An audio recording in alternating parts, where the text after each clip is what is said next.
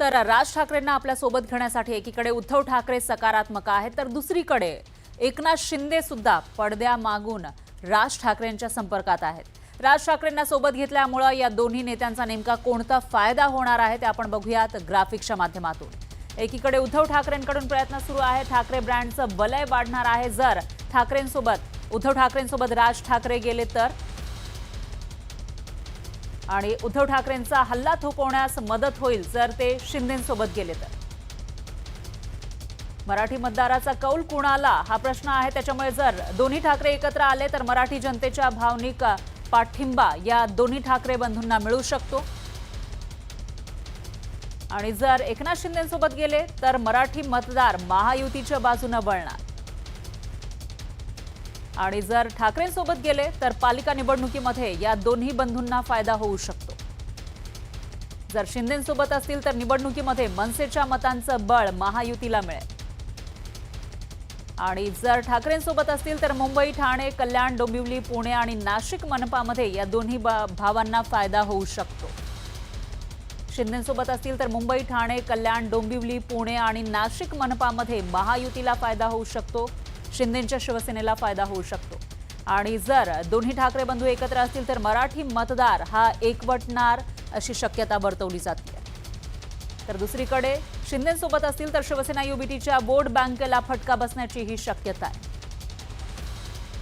तर आपण बघितलेलं आहे कशा पद्धतीने परिणाम होऊ शकतो, कशा पद्धतीने फायदा होऊ शकतो. दरम्यान राज ठाकरेंना सोबत घेण्यासाठी उद्धव ठाकरे आणि एकनाथ शिंदेंमध्ये चढाओढ लागली असली तरी मनसेच्या स्थापनेपासूनच्या आजवरच्या कामगिरीवर नजर टाकल्यास चित्र काही वेगळंच असल्याचं आपल्याला दिसतंय. हे चित्र नेमकं काय आहे, कसा परफॉर्मन्स राहिलेला आहे मनसेचा आतापर्यंत ते आपण बघतोय.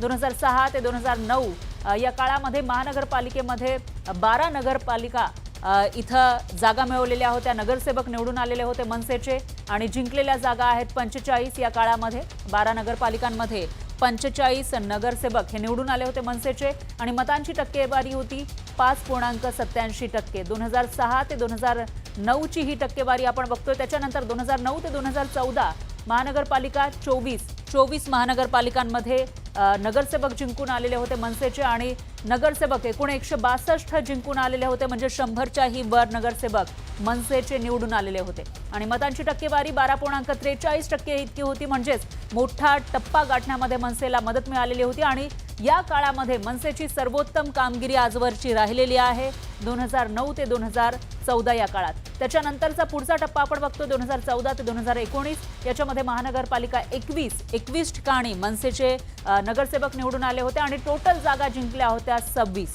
म्हणजेच परफॉर्मन्स थोडासा खाली आल्याचं दिसतंय. त्याच्यानंतर मतांची टक्केवारी आपण बघितली तर 3.56%, म्हणजे खूपच कमी टक्केवारी ही होती.